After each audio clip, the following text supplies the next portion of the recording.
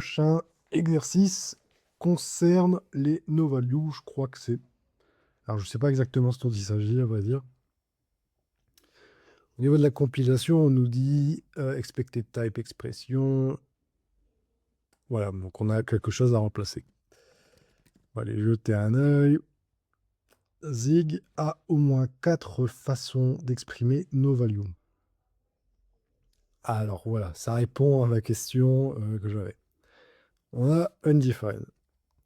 Donc dans les premiers temps, on a une defined, qui ne doit pas être pensé comme une valeur, comme une façon de dire au compilateur, je ne suis pas en train d'assigner une valeur pour l'instant. Toute variable peut être assignée à undefined, mais essayer de lire cette valeur avant l'assignement, c'est toujours un mistake. J'espère que ça crache vraiment et que c'est pas une valeur derrière. C'est la question que j'ai. J'imagine que non, il faudrait que à la limite un jour, j'y ai acheté un œil dans le compilateur, voir comment ça marche. Où je demanderai à Code Code d'aller jeter un œil dans le compilateur et me dire comment ça marche, undefined, si c'est vraiment une valeur ou pas. Je crois non, je crois que dans leur implémentation, ils ont bien fait en sorte que c'est jamais une valeur, que c'est juste une manière d'instancier une variable en disant, bon, cette valeur, je la mettrai plus tard. Ensuite, on a null, donc, qui est utilisé avec les optionals, c'est une valeur pour dire, voilà, c'est null, ça n'a pas de valeur. C'est typiquement utilisé avec les types optionaux, avec le point d'interrogation 8 par exemple. Et quand foo est nul, son type, c'est pas nul, apparemment c'est pas de valeur, c'est nul.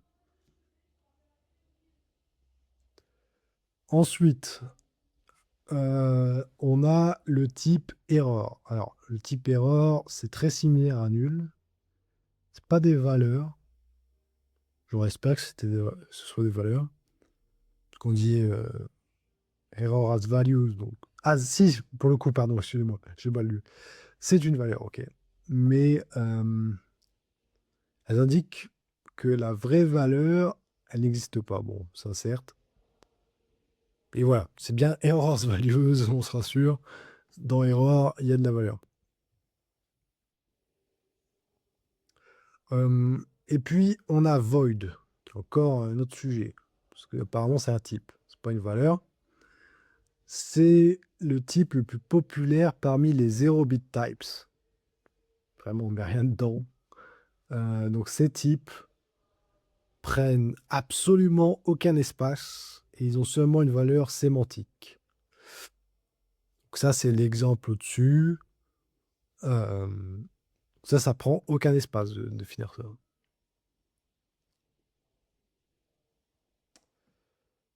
Le plus commun, c'est de le voir en type de retour d'une fonction qui ne retourne rien. Ça, c'est intéressant à savoir. Zig a les façons suivantes d'exprimer des différents types, donc undefined, null, error, value. Ok, il faut bien utiliser chaque no-value pour each. Voilà. En gros, il va falloir utiliser les bonnes no-values. Ok, alors, donc ici, var first line.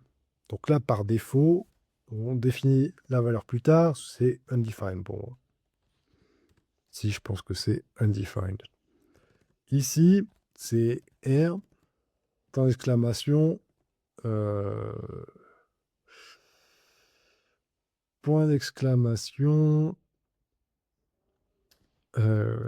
const 21 U8, je pense. Donc c'est soit, en gros, c'est union erreur, erreur et const, enfin, pointeur vers liste de 21 caractères sous forme de const. Et c'est défini ici. Et la dernière valeur ici, c'est void, ça retourne rien. Et ça, pour le coup, ça va être undefined, null. Je crois que c'est plutôt null. Enfin, je crois que ça peut être null ou undefined. Je crois que ça peut être les deux. Parce que à la fois on définit la valeur ici, mais ça peut être null. Ça aurait pu peut-être disparaître, je sais pas. On va voir si ça compile. Alors j'ai fait une erreur quelque part.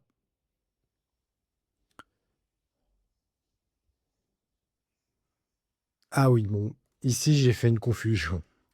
J'ai fait une confusion. Je fais une grosse confusion. Si vous regardez cette vidéo, vous devez euh, vous dire, mais oui, c'était évident. Ça, c'est le type. On donne pas une valeur type ici. Bon. Alors, ici, euh,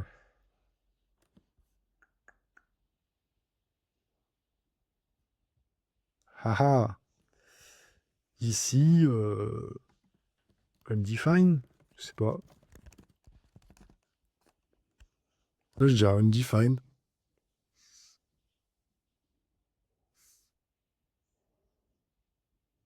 Parce que, ouais, comme ça, je dirais undefined.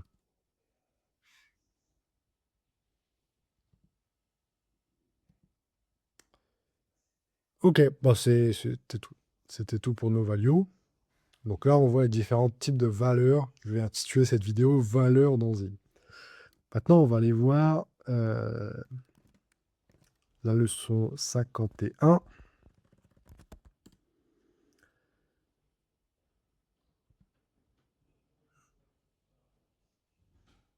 Alors, si vous pensiez, ok, ok, ok.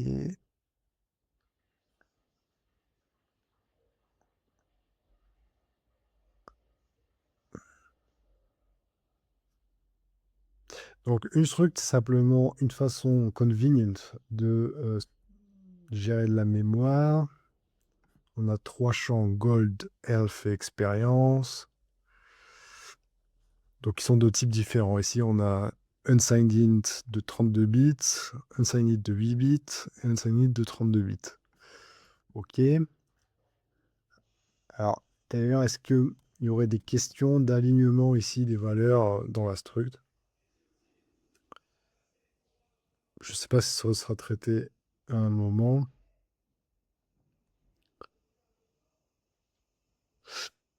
Donc, ces champs, si on les ajoute ensemble, on a la taille de la struct en tant que tout. Ok. Donc là, on crée un personnage qui s'appelle le narrateur, qui est une constante. C'est stocké en tant que data. C'est stocké dans la RAM quand le programme tourne. Ok. Tout ça, c'est des trucs variables, quoi.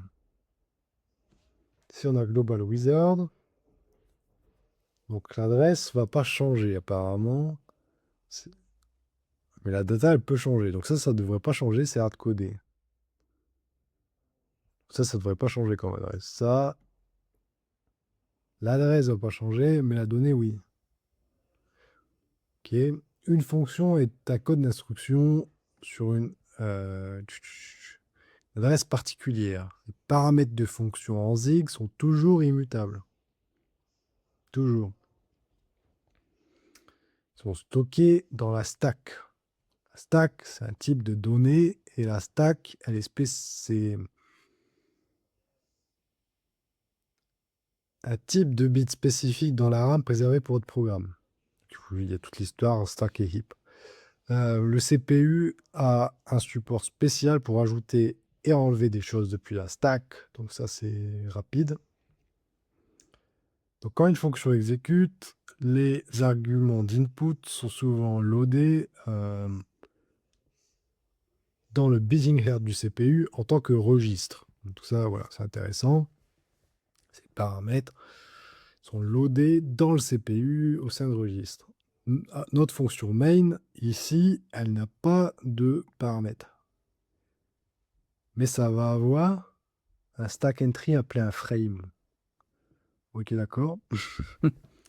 Donc ici, glorp, on va lui allouer dans la stack, parce que chaque instance de glorp est mutable. Et donc unique à l'invocation de cette fonction. Ok, je ne sais pas vraiment où ils veulent en venir. La valeur ici de reward XP est intéressante. C'est une valeur immutable. Donc même si c'est local, ça veut dire que ça peut être mis dans la donnée globale et partagé entre les invocations.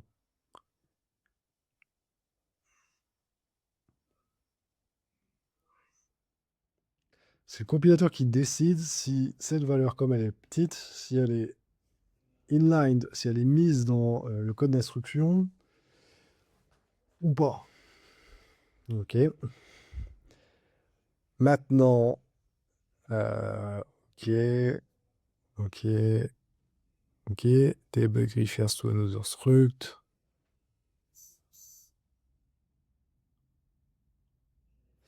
Alors, ici, on nous dit, en gros, on a un signe debug std debug print dans une constante ici. Comme ça, on peut utiliser print.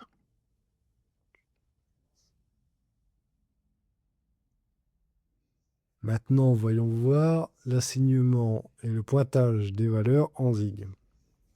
On va essayer 3 différentes manières pour créer un nouveau nom pour accéder à notre glorp caractère. C'est un peu long cette leçon, hein. Là, c'est un gros morceau. J'aurais pu en faire une vidéo entière dessus. Donc, glorp access 1 est mal nommé.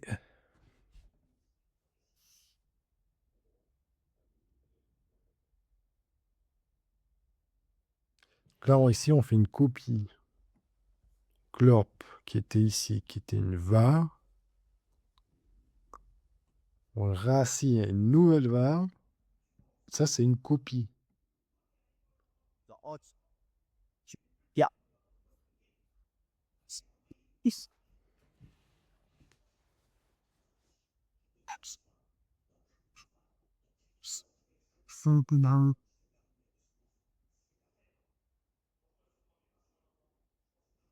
Et donc,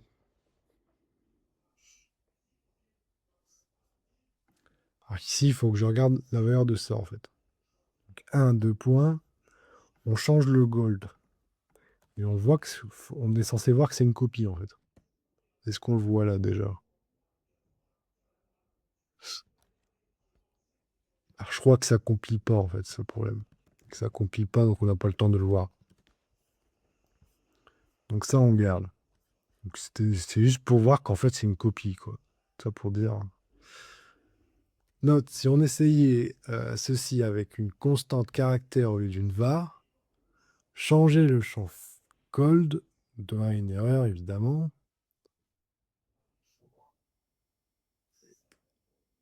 Alors là, on fait un autre truc. Je vais arrêter de lire les commentaires, je vais analyser le code plutôt. Là, ce qu'on fait à la place, c'est que on crée un pointeur vers glorp. Donc là, en théorie, en effet, si je change le gold de ça devrait changer le gold de machin bidule ici. Jusqu'ici, tout est logique. En fait, c'est le rôle d'un pointeur. Moi, c'est ce que je m'attends. Je m'attends à ce que si on change ça, ça marche. Bon. Glorp access pourrait être intéressant. C'est aussi un pointeur. Donc ça, c'est un pointeur de glorp, encore une fois. C'est la même chose. Sauf que ici, c'est une constante. Ah voilà, voilà ce qui change. C'est un pointeur, mais c'est une constante. Est-ce que ça a changé? Alors non, alors évidemment. Parce que Bon, ça, c'est un pointeur, donc évidemment, il n'y a pas de problème à modifier la valeur du gold sur ce qui est derrière le pointeur. Bon, bah ça, c'est super. C'est le comportement attendu. Si on essayait de faire ça avec un pointeur de const caractère, ça ne marcherait pas. On obtiendrait une erreur de compilateur parce que la valeur devient immutable. Oui. Et donc, quand les arguments sont passés à une fonction, ils sont toujours passés en tant que constante au sein de la fonction. Ah, voilà.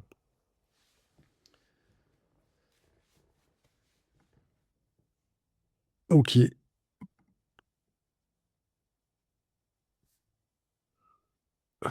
Ça, c'est intéressant. Ça, j'étais pas au courant. Ça, pour le coup, moi, c'est une donnée. C'est que quand les arguments sont passés à une fonction, ils sont toujours passés en tant que constante. On ne peut pas changer la valeur. Ici, on a fn bar void. Ça, c'est des choses que vous n'avez pas forcément enfin, pas telles quelles en C sur mes souvenirs. Je n'ai pas souvenir qu'en C, ça soit pose problème.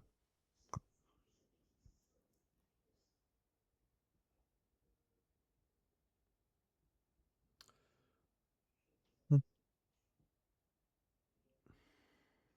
Mais je sais.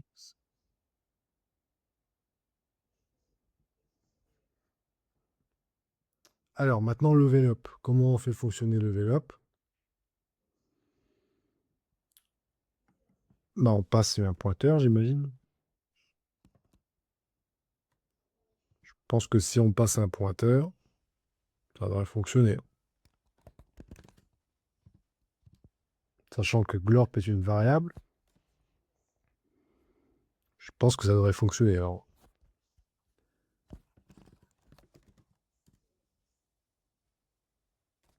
ça fonctionne. Bon, voilà pour les valeurs. Il y a des comportements que je connaissais pas. Je trouve que les commentaires vont trop loin dans les explications. Je vais essayer de lire plus de code et moins de commentaires. Les commentaires comment dire, mettent pas forcément toujours, enfin un peu quand même. Je trouve qu'il y en a trop. Je suis pas sûr des commentaires. Je trouve que le code est plus éloquent. Euh, Peut-être que le seul commentaire dans dans cet exercice, c'était sur le fait que les arguments soient obligatoirement des constantes. Ça, j'étais pas au courant. Mais sur le reste, le langage est vraiment très logique. Enfin, il y a plein de choses auxquelles on s'attend d'un langage moderne qui descendrait de C ou autre. Euh, ouais, franchement, jusqu'ici, je prends le cas comme le langage est bien structuré et bien pensé. On sent qu'il y a des gens qui sont torturés l'esprit sur des décisions de conception.